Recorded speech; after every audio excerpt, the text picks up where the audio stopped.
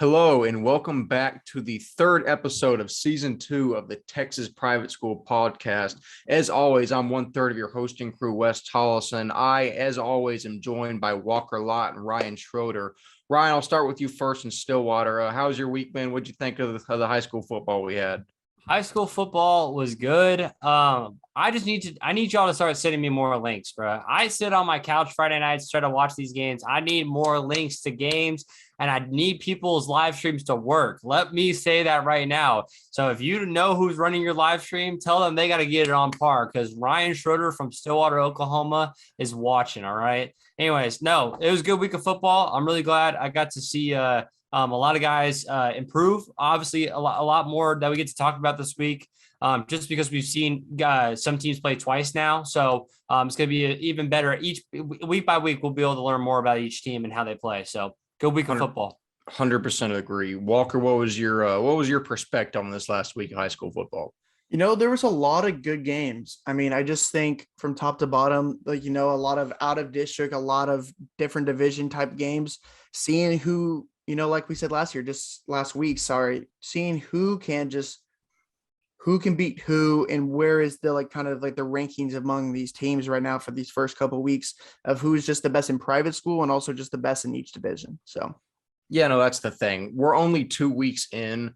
So the season as a whole and the team's identities are just barely starting to form now. So it's hard for us to really understand how teams stack up against each other and in the matrix of private school as a whole. But as we get into week, say 4, 5, and 6, we'll start to really know who the contenders are and who the pretenders are.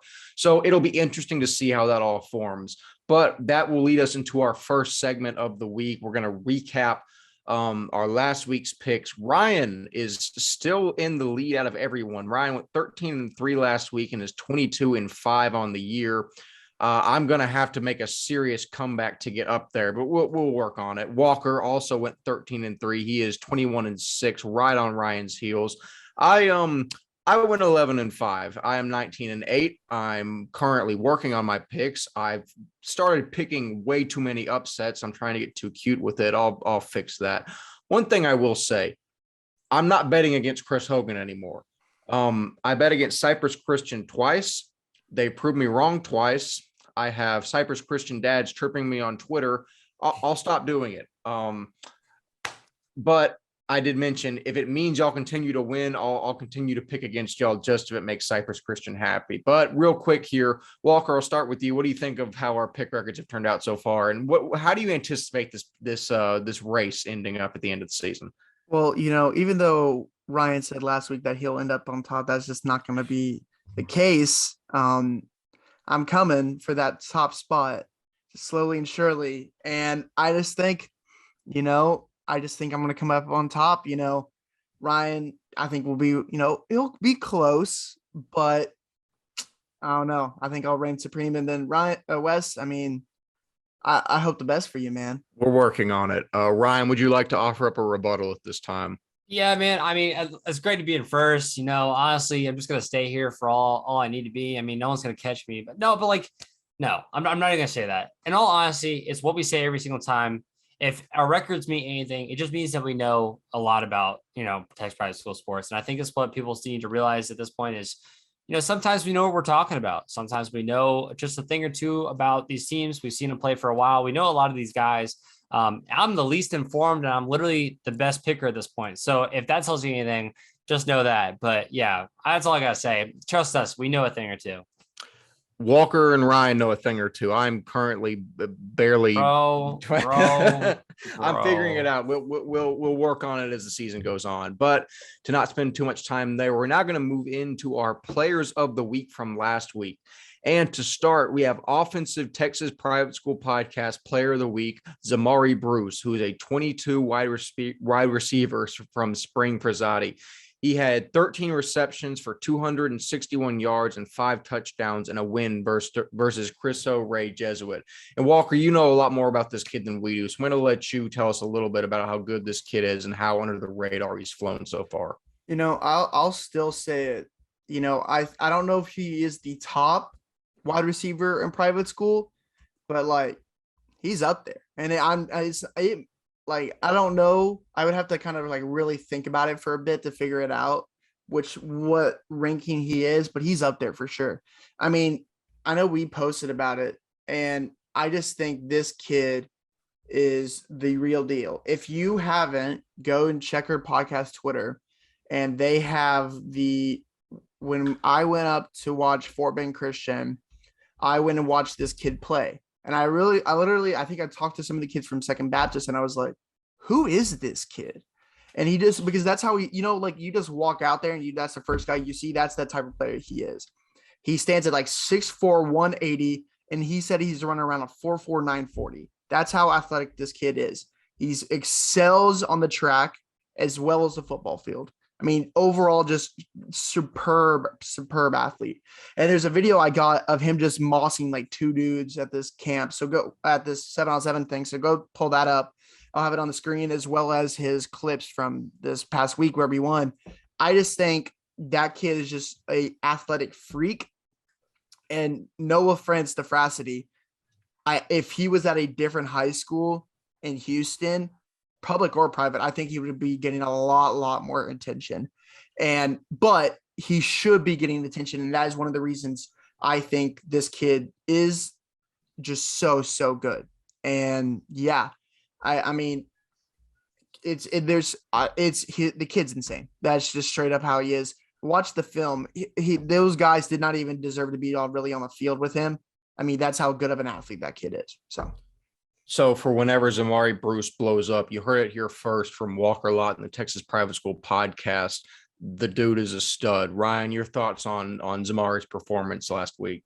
I mean, any guy really with, 250 plus yards as a receiver, you have to realize that just to get 250 plus yards means you have to do something good. And then he's putting up 13 receptions. He's catching every ball that comes to him. Basically, just throw it up, he'll catch it. It's kind of the motto, I guess, for this team. But yeah, I love that. 5 touchdowns, beautiful. And I'm right there with you, Walker. I would love for this kid just to, maybe find a little bit of light to shine on him. I mean, sometimes it's hard to get that light shined on you when you're playing for, small schools like that. But yeah. No, I think he deserves more attention. Without a doubt. Go on.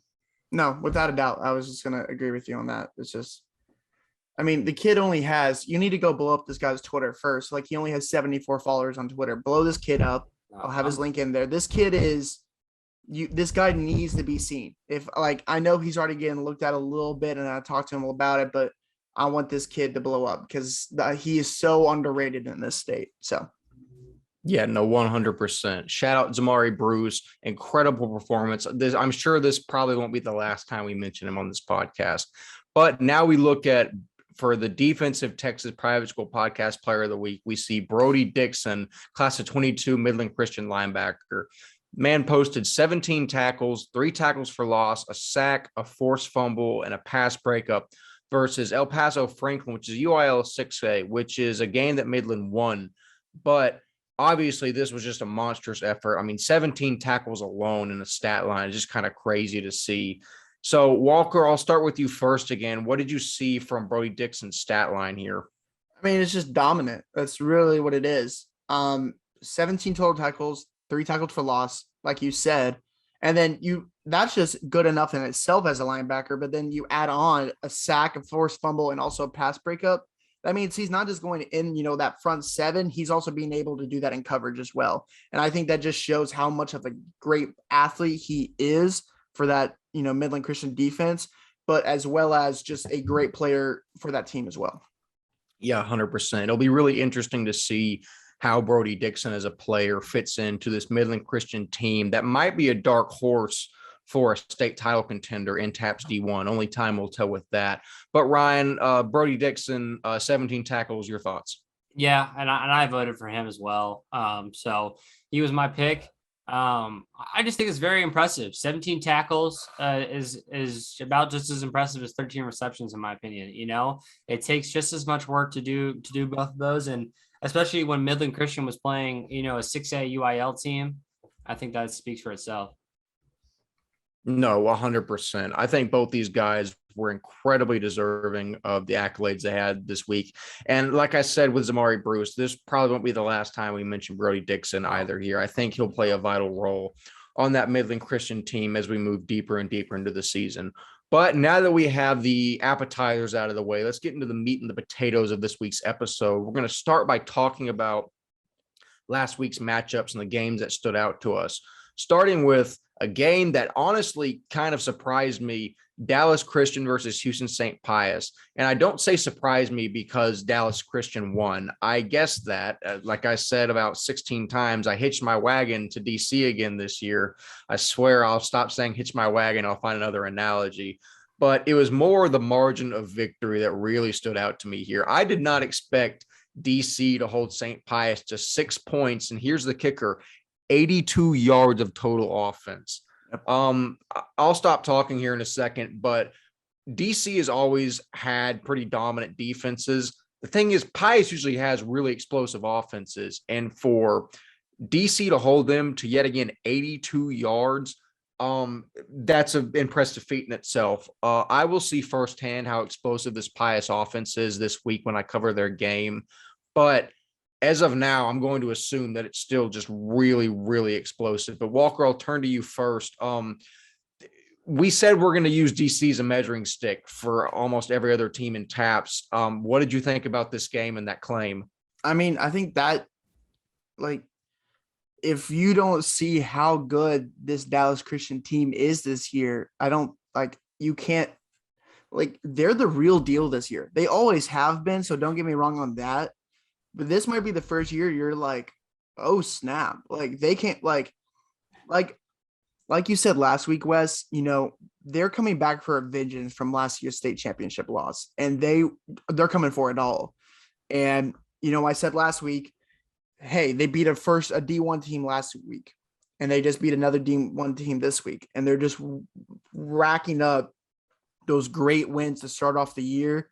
And they face another great team this week in Argyle Liberty that we'll talk about later. But they're coming, and everyone should be very, very scared to see how dominant and focused this team is. They lost a lot, but they reloaded again. They picked them out of DFW, said, all right, you're on this team now. And then boom, here we go. And I just think, man, it's scary. They're even starting a freshman quarterback. That's how much they trust this kid too. And he didn't do bad. 10 for 19, 187 and 2 TDs. And what's interesting is that you look at the stat line for this team, there's not really a guy that really stands out rushing the ball or catching the ball. There's no one who had all the catches, all the yards, it's just a team based just total. And it's honestly nuts that it's not usually just not one player, but it's the entire team's just kind of just dominating any other team they face. And that's honestly more scary than one guy just going for it all. Because you can lock down usually one guy, but when you have a team of dogs like they got, it's hard to match. I was going to mention that with the rushing stats. I mean, let me see this. 1, 2, 3, 4, 5, 6 guys got touches rushing. No guy had more than 10 carries. One guy had 10, one guy had 9, one had 6. And that's what I'm saying. I was going to bring that point up.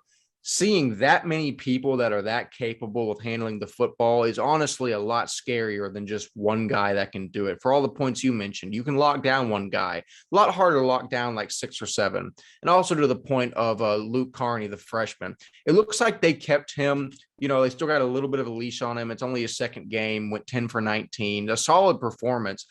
It'll be interesting to see if Wheeler begins to let that leash get longer and longer as the season goes on. I see him keeping him in check for the most part because DC's always been more of a power run type team.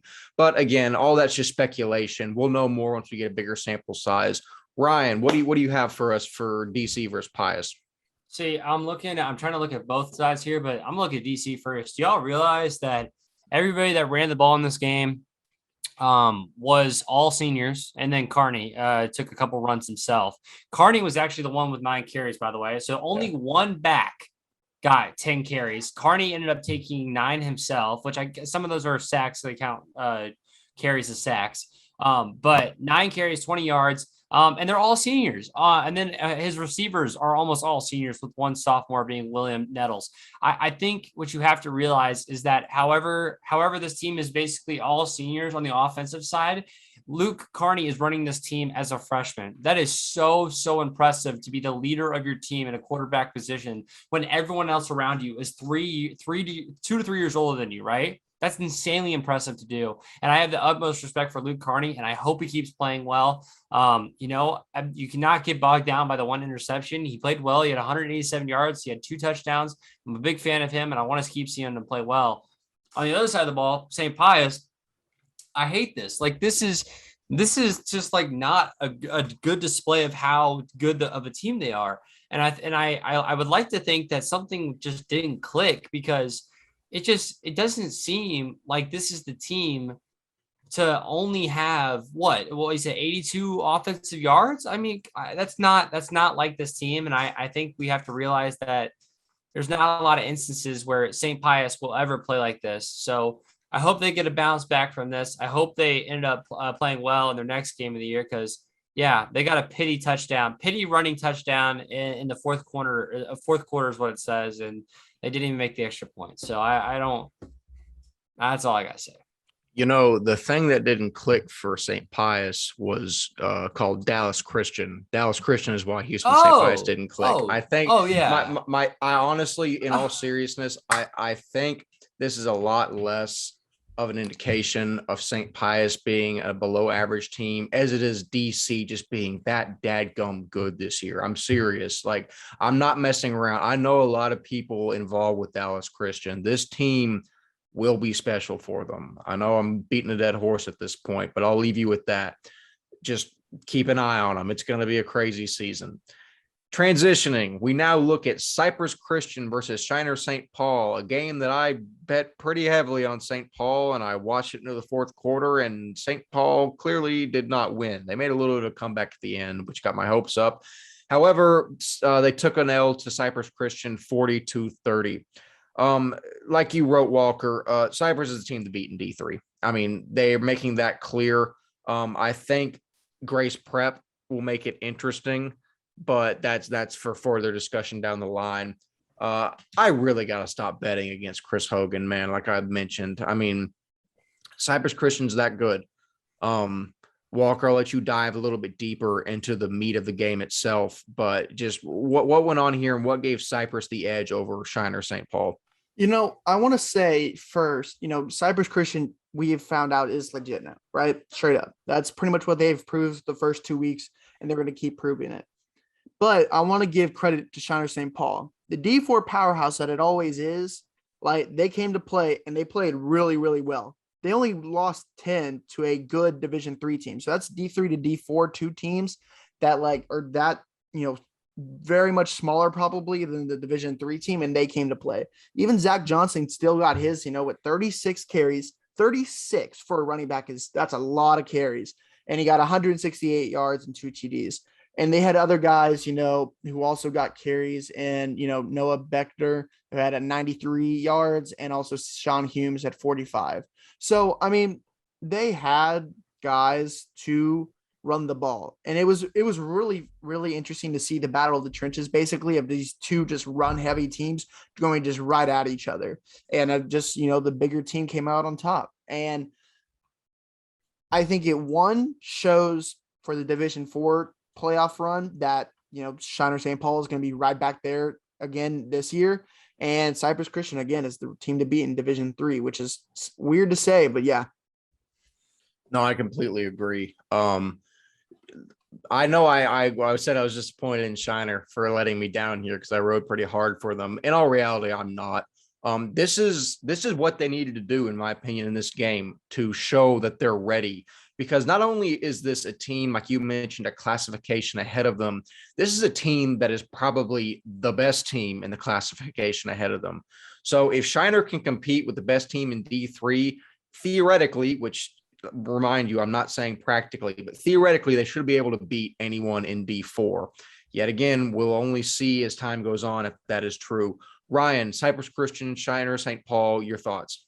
Yeah, I don't bet. I'm not like you. I don't bet against Chris Hogan. That's been my motto. I'm a ride or die with Chris Hogan. I'm a ride or die. And I'm not going to lie. I actually was back and forth in this game a lot, and it proved me wrong instantly as well. I was so set on this game being a really close game. And yeah, I love Cypress Christian. I think these kids are going to be really, really good this year. And I mean, who knows? They can get moved up next year. I really do think that if they win this year, they're going to get moved up. That's just my opinion, though. Yeah, it'll be interesting to see if they gain kids or not. But I mean, I think that if they start doing really well, they could kind of get the kiss of death with a lot of kids wanting to move in and play for Chris Hogan and then move up to D2. However, I mean, we'll see. That's a lot. That's talking a little bit over my head, but it's all theory. We'll see. Moving on, Plano John Paul versus Houston St. Thomas, a game that St. Thomas won 38-31 with some late game theatrics. I'm going to stop talking right now because Walker knows more about this. Walker, how did this game end and how did St. Thomas pull this off? Yeah, and I believe it's known as the Catholic Bowl. That's what they called it this game. So that was really fun. We were at the A&M game when the game was being played, so I didn't get to watch too much about it. First game of the win, Kent State beat the hell out of Colorado this week technically. Anyways, it was a very, very interesting game. I believe John Paul was up early and then St. Thomas came back and was ahead. And then John Paul scored with 4 minutes left, got the extra 2-point conversion, tied it up at 31. And then Cameron Price, the dog that he is, came back and had like a 50-yard kickoff return to put him in the position to go score again, put him up 38-31. And then John Paul was driving again with like a minute left, and then interception by Jackson Ward sealed the game for the St. Thomas. So it was a very, very entertaining game there at the Star this past week. Good Saturday game. But I just, St. Thomas got the edge, and, they ended up with the dub. And that running back, Johan Cardenas, had 20 carries, 103 yards, and 2 TDs. And then also Cameron Price got his, of course, with 3 catches, 88 yards, and a TD. And also with the kickoff return, 147 all-purpose yards. So they just had a great team. That young running back was a dominant player for them. But that JP2 quarterback, went 27 for 34, Drew Faulkner, 244 yards and 2 TDs, plus 55 yards on the ground with a score as well. Great game. Just overall great game. Excited to see these two teams, just progress and move on in the season. But good DFW versus Houston matchup to start the season. I told y'all about Cameron Price last week. I told y'all St. Thomas has got some receivers that are really good. Cameron Price is one of them. That's one guy to watch for sure as the season moves on. Ryan, what'd you think about the game? Yeah, no, I looked at it last week, and honestly, I was already coming into the game thinking that JP2 needed to prove it to me a little bit. Just so much going into this was just so many transfers out the door for JP2, and it really, I was really convinced that they were not even going to play this game this close. So I honestly think St. Thomas, I didn't know enough about them, to be honest with you, but I think this just proves that they are some dogs for real. And I think it just proves that JP2 is not as bad of a team as I thought they were, just because they lost all these guys on their team. They can still come out there. They can still put up, a ton of yards on your head, and they can still put up 31 points, 31 points and all that, and losing by a touchdown is not a bad game at all. So, although I was dogging on JP2 last week, that's not a bad game, and it's definitely a lot better than I thought they would play. So, honestly, a good win for Houston St. Thomas. I got nothing else to say about that, though. Yeah, Ryan, you bring up a really good point in saying that this game also proves that we've been mentioning a lot that the teams that lose these games, it's not necessarily a bad indication on them, but they're keeping these games close a lot. And that's what JP2 did. And honestly, like you, I thought St. Thomas might kind of run JP2 out of the building. All I knew was JP2 lost a lot of dudes, but obviously they still have enough dudes left to compete with teams. And I think that should be kept in mind as we move forward in the season.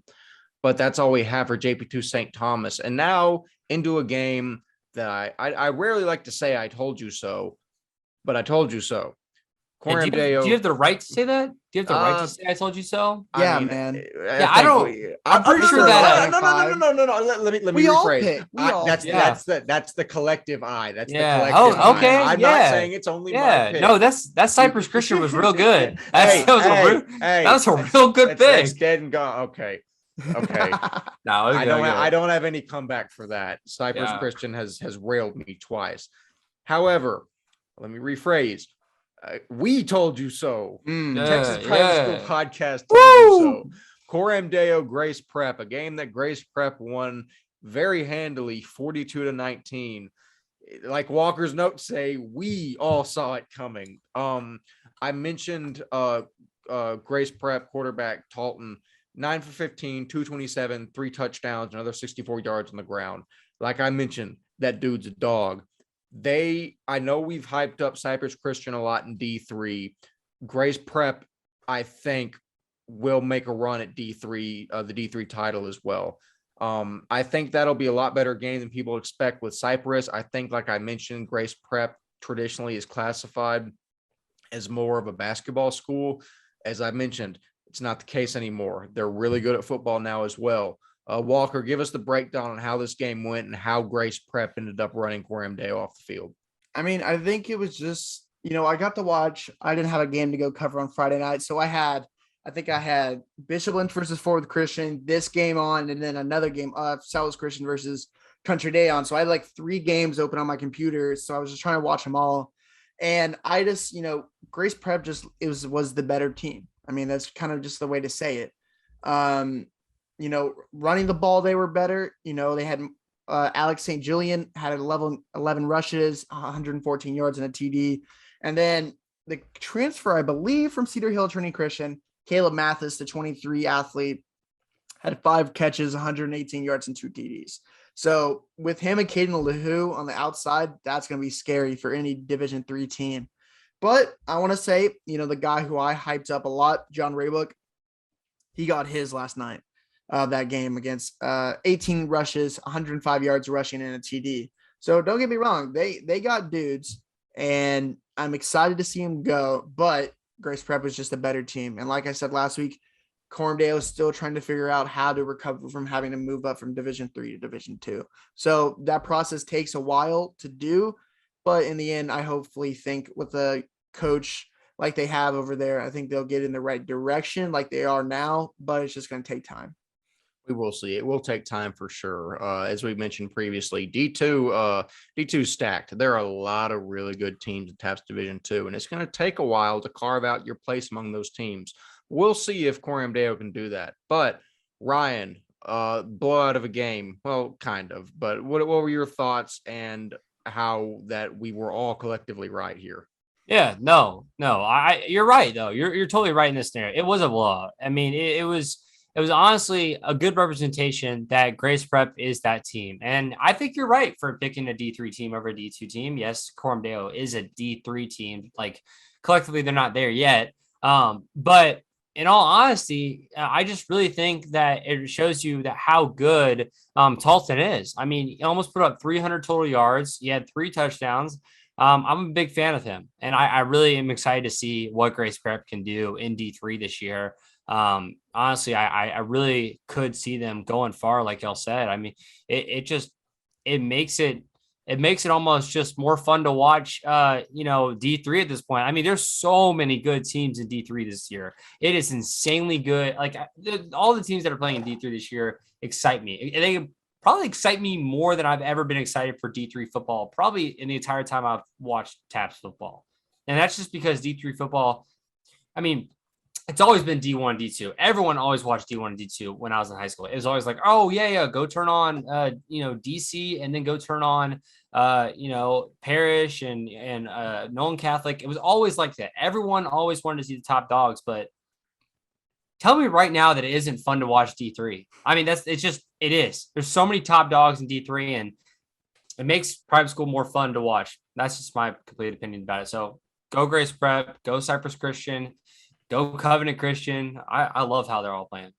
Yep. No, like I mentioned, I am going to be the spokesperson for TAPS Division 3 this year. I'm going to get a shirt made with something on it. I'll figure it out later, but if that ship goes down, I go down with it. I really like the TAPS D3 teams, like you were mentioning, Ryan.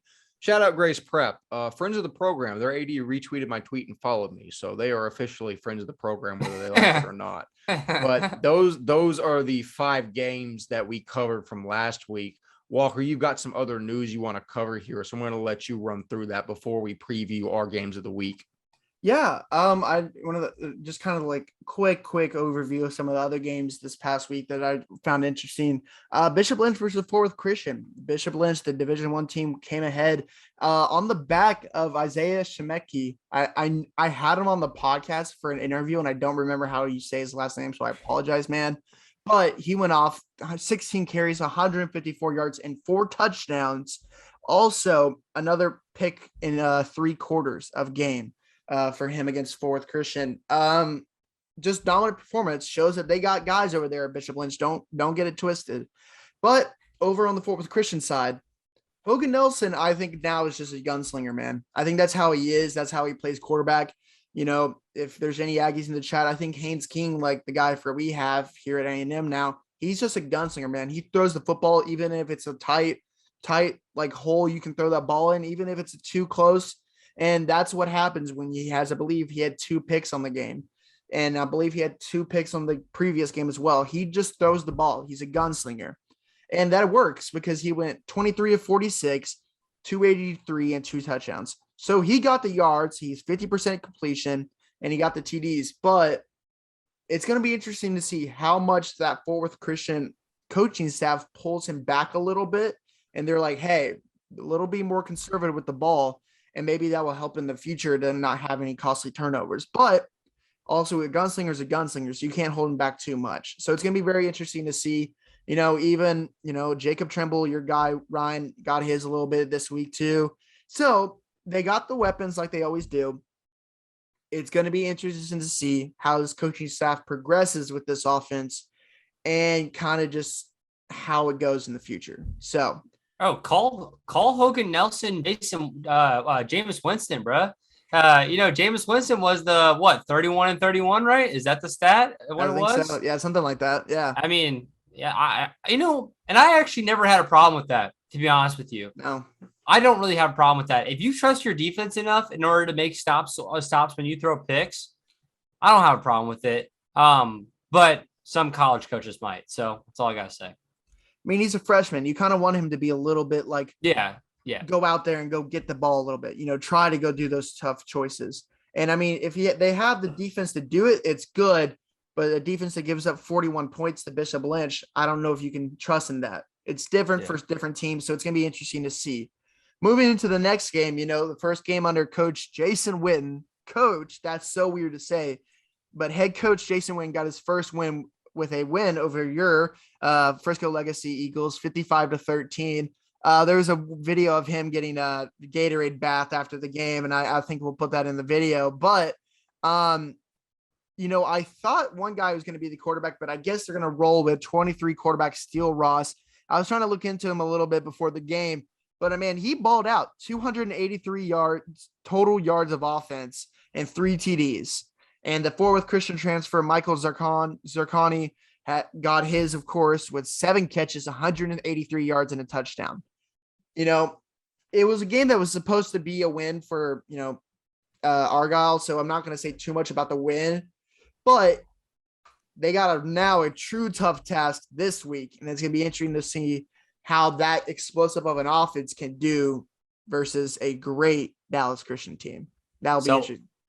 I want to say this real quick. I want to give props to Steele Ross. So I don't know if y'all saw the video because DFW, whatever, Insider Sports, from the magazine, from the newspaper, they put out this video, but no one really realizes it.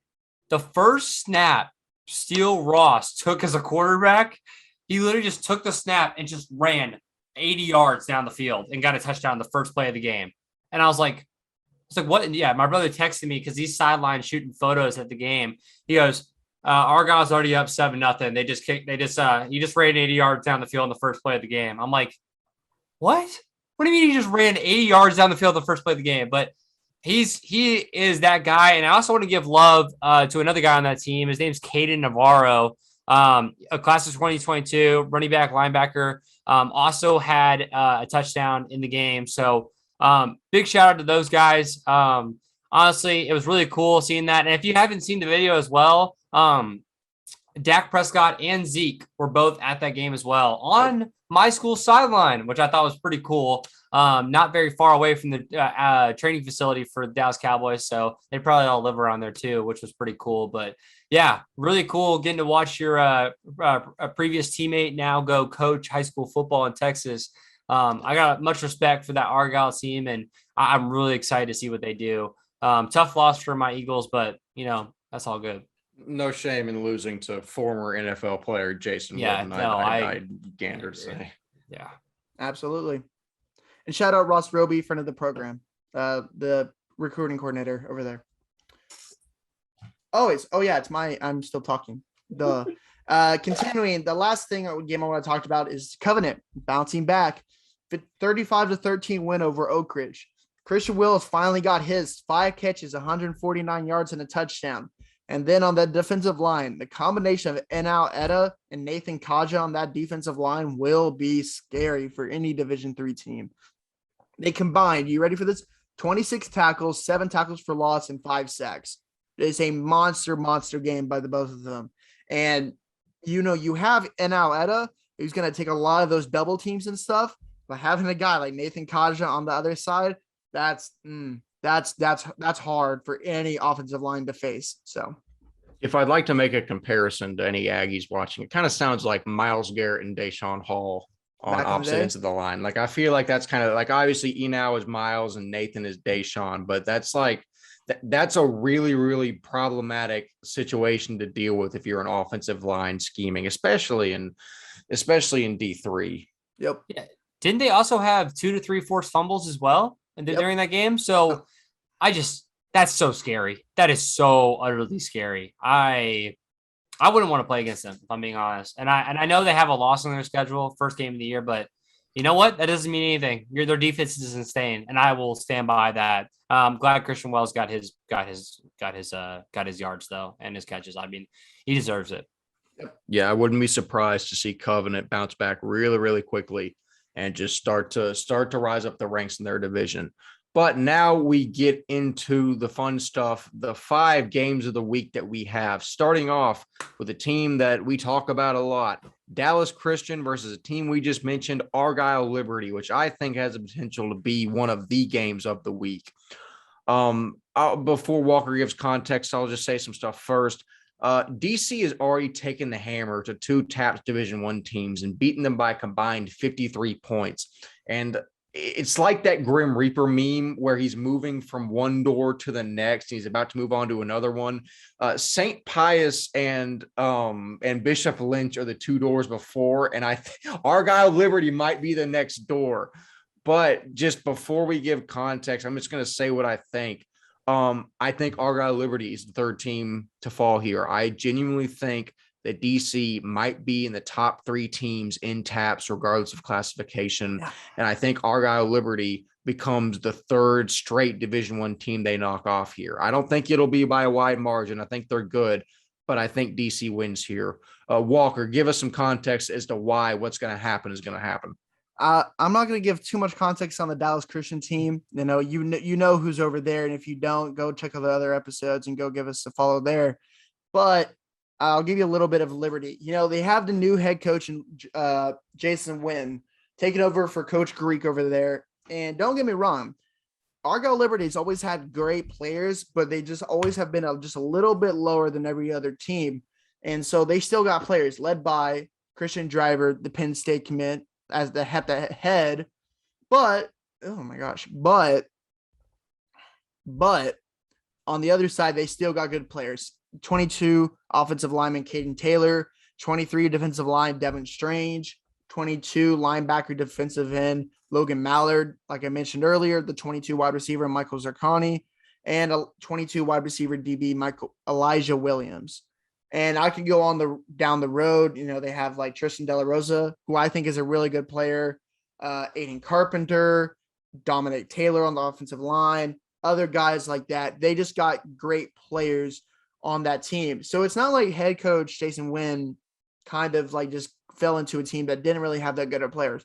They got dogs. And I honestly think I would love to see Pius versus, Argyle to see how good each team is. But I think maybe Argyle's just a little bit better. I could be wrong about that. But I think this will be another tough matchup for Dallas Christian. But I believe that it was close for a while for Dallas Christian, and then they just pulled away at the end. And I think that's what's going to happen again this game. And I think it's just going to be close. And I think just talent is going to overload. And I think just DC will just hand Argyle Liberty their first loss this season. And I honestly think, like that meme you said about just the Grim Reaper, I honestly think we're going to have to post that or something like that. Because that's exactly how it is. They're coming for everybody, and they're going to show they're the top dogs regardless of classification. Well, that's going to make the podcast as of now 2-0 on Dallas Christian. Ryan, are you going to make it a clean sweep for DC? I don't even have to talk about this any longer. It's DC. Yeah. That's all it is. That's all I got to say. Rack me up for DC. And I want to talk about other teams, but just DC keeps getting one of the top 5 games of the week of how much competition they play. So you have to talk about it a little bit. Yeah, you got to respect how aggressively they scheduled this season, because they are without a doubt making sure they are ready and not going to be tested in Division II until state. And I think that with the division they play in with Grace, McKinney, Bishop Dunn, Brook Hill, none of them are coming close to DC this year. We'll see what happens versus Regents, but barring themselves shooting themselves in the foot, we'll see. It'll be interesting. Transitioning, we see a game that I think might be the game of the week. Dallas Bishop Lynch at Houston St. Pius, a game that I'm going to go cover actually. And my thoughts to start, for the first time, we have a common opponent to compare these two teams against, which helps me tremendously because I'm not just going off speculation and players returning, as you can see by how that's affected my pick record to this point. We have a common denominator between these two teams, which is DC, which both teams got absolutely waxed by. I told you so. Lynch got beat 42-14, Pius 31-6. I think these are two good teams, and it will make for a competitive game here. At this point in the season, that's the key words here. I'm not saying one team's better. I'm saying at this point in the season, I think it's better. I like St. Pius to pull this game out. I think their offense I think they're going to go back and tweak a lot. Because, for St. Pius, straight up, that's embarrassing that their offense got held to 82 yards. And that's something that I know they don't take lightly over there.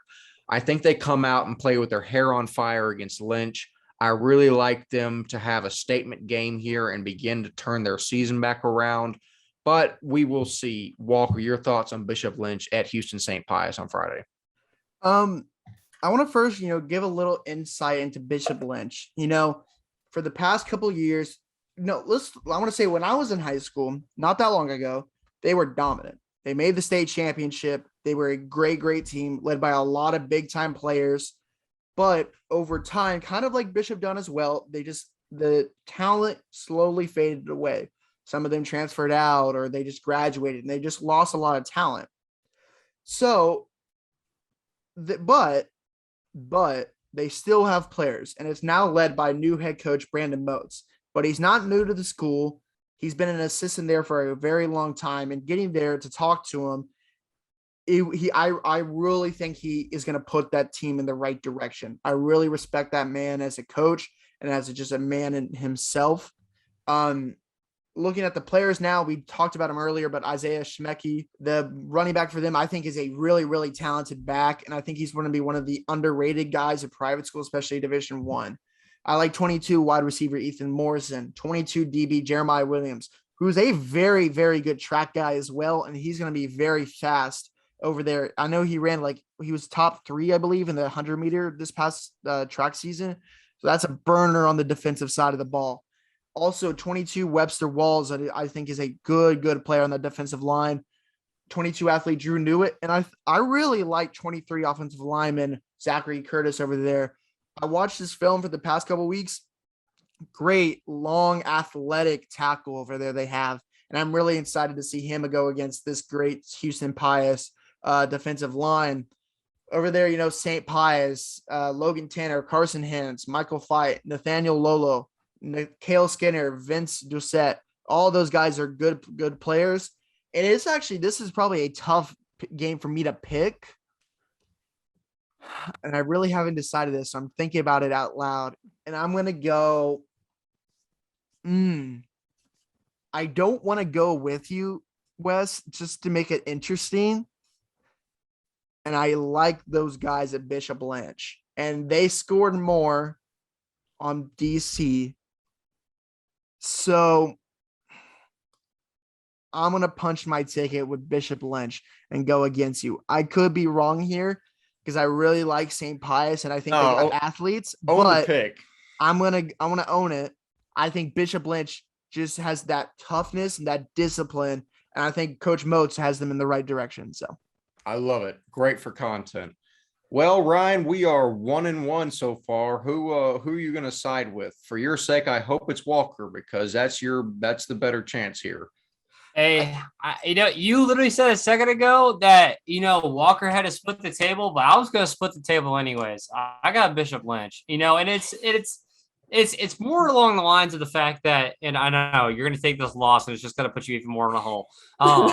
But no, Bishop Lynch, yeah, I think you have to realize that the Dallas Christian game was just a little unfair for them. They came out strong in that game. They were the first ones to score in that game in the first quarter. They held Dallas Christian to no points in the first quarter. In the second quarter, they got themselves another touchdown, and they actually ended up going into the half 14-14. So honestly, they actually came out pretty strong. They scored 14 points in the first half. They're actually up 7-0 in the first quarter, which is just strong. And, ended up going 7-7, 14-14 going into halftime. I really think at this point you have to realize that, this Bishop Lynch team can pull out strong. I don't know what happened at halftime, but honestly, 28 points coming out of Dallas Christian in the second half.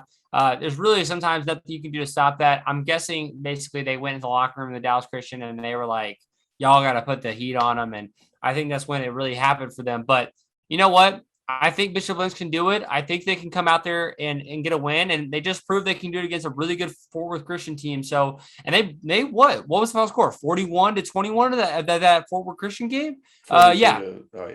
41-21 Fort Worth Christian. So I'm proving the fact that Bishop Lynch can win these games. And, yeah, they ended up scoring 8 more points against Dallas Christian than, St. Pius. So, that's why I got to pick Dallas Lynch. But first of all, I really, really wish y'all could hear what we had to cut during Ryan's speech there because anyways, second of all, if I'm right about this game, I will never let y'all forget it just because of how much I've been dogged on for this episode so far. If somehow St. Pius pulls, by the way, I'll be there. So I'll be updating. If St. Pius starts to open this one up, I'm going to be insufferable. I'll just let you know that. Yeah, because you're gonna go tell the kids on the sideline that if they don't win, they don't get to go home at night. That's what you're gonna say. I will 100% go up to the refs and pay them to throw this game if it improves my pick record. That's cool.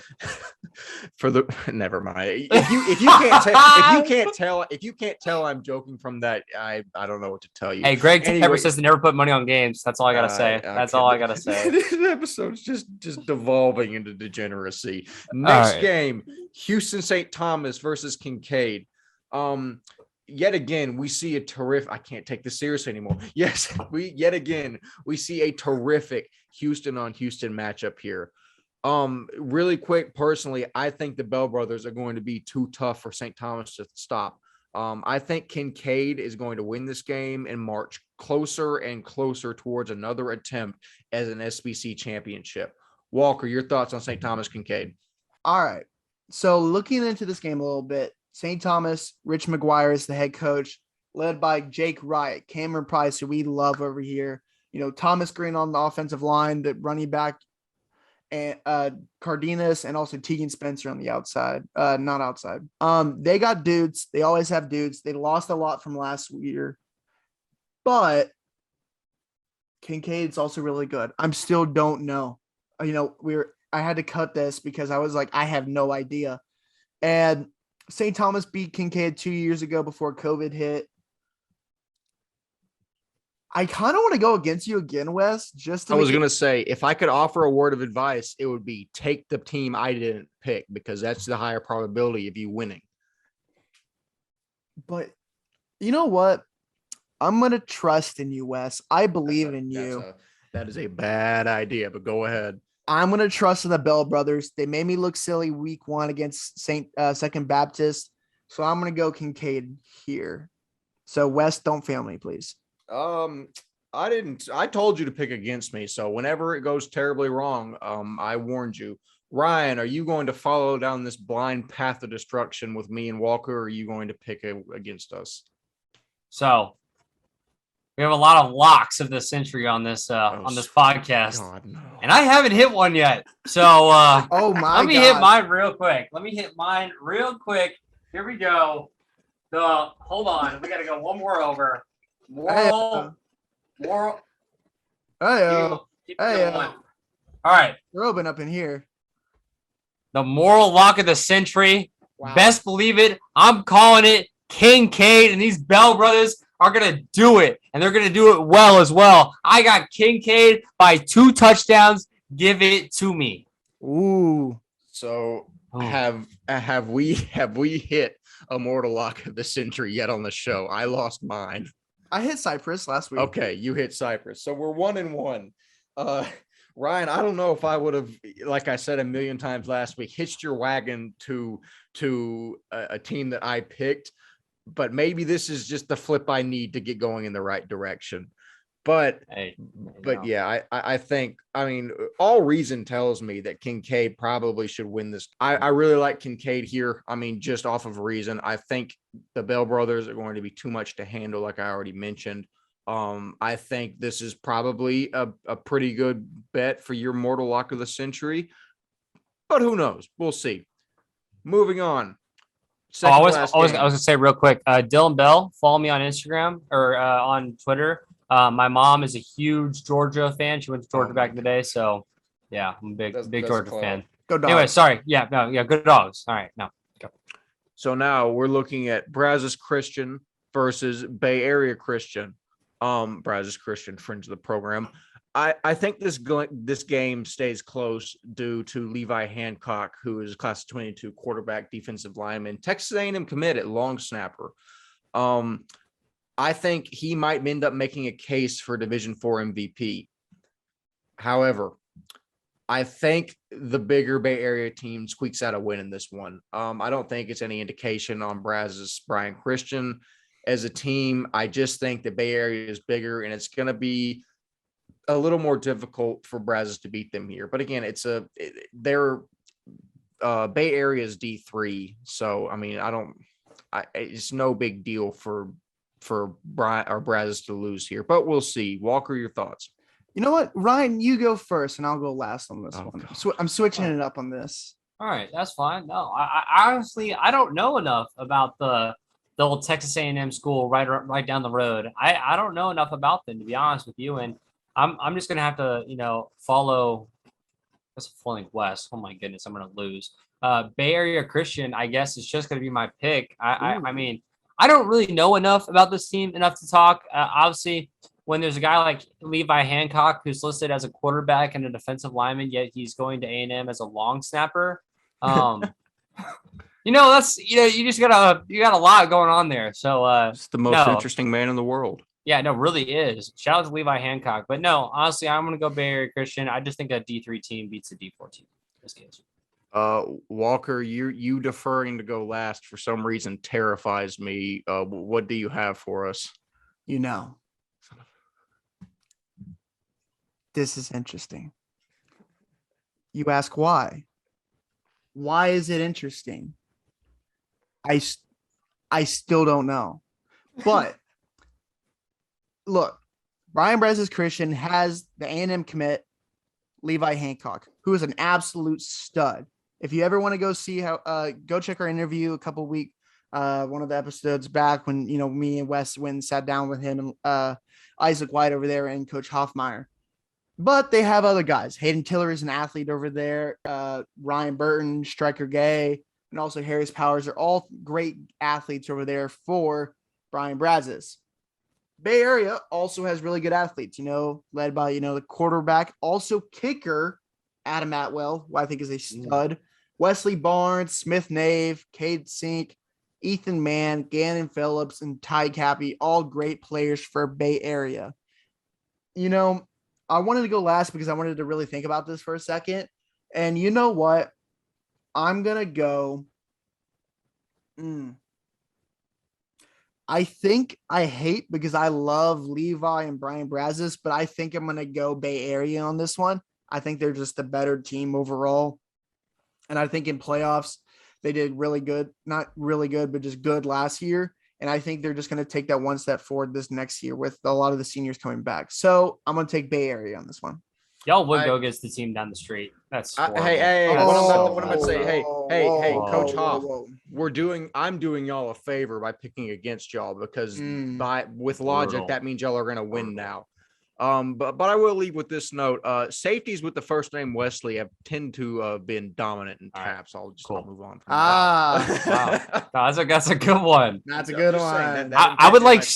I would like Stillwater High School in Oklahoma to know that I would never pick against them. So there's that for you. Well, if we ever annex Oklahoma into our coverage range, we'll put that to the test. Last game of the day, and thank the Lord because this podcast is about to go completely off the rails. Fort Bend Christian versus Houston St. John's, the battle of the 2-0 teams. I'll come out and say it. I really like Fort Bend Christian here.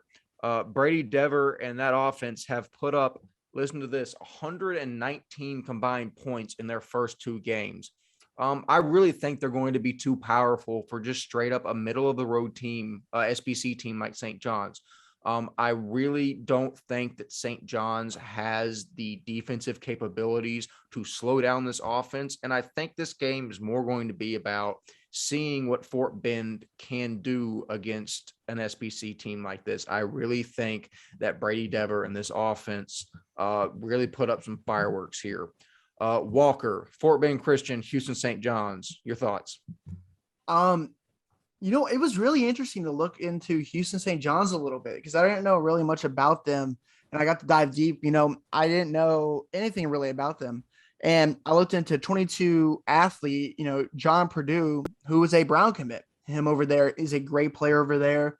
The 22 linebacker, John Avery Fouch, the 22 O-line D lineman, Stephon Gustafon. And then 22 running back Miles Masterson. They got some players over there. Don't get it twisted. I think they have a really good team over there. But my mortal lock of the week is Fort Bend Christian, led by Coach Black over there.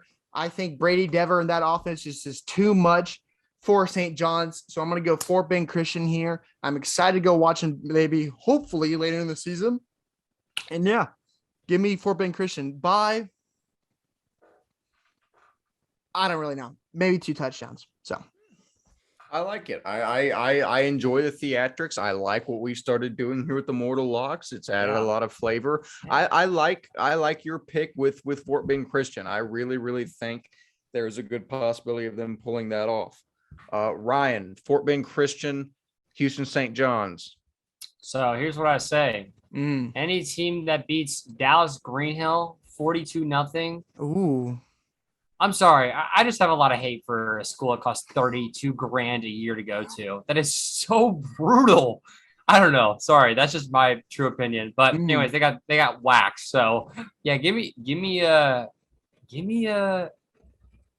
Do it. I want to say Houston St. John's, but I just know. No, I can't. See, they already beat a St. John's team, so Fort Bend Christian. That's what they have. They already beat a St. John's team. Why not beat another? Wow. So you're for all 3 going Fort Bend Christian here. Yep. Well, attaching your name to anything I have picked is essentially a death sentence. So we will see how that turns out. But that actually is the last of the games that we have to pick. So barring any final comments from Walker or Ryan, that actually concludes the episode. So in between now and Friday, will DC pull off another win against a D1 team? What will happen versus Houston St. Thomas and Kinkade? Will my pick record improve? Who knows? We'll figure it out between them. But until our next episode, as always, I have been Wes Tolleson. My co-hosts have been Walker Lott and Ryan Schroeder. We will see you in the next episode. Peace.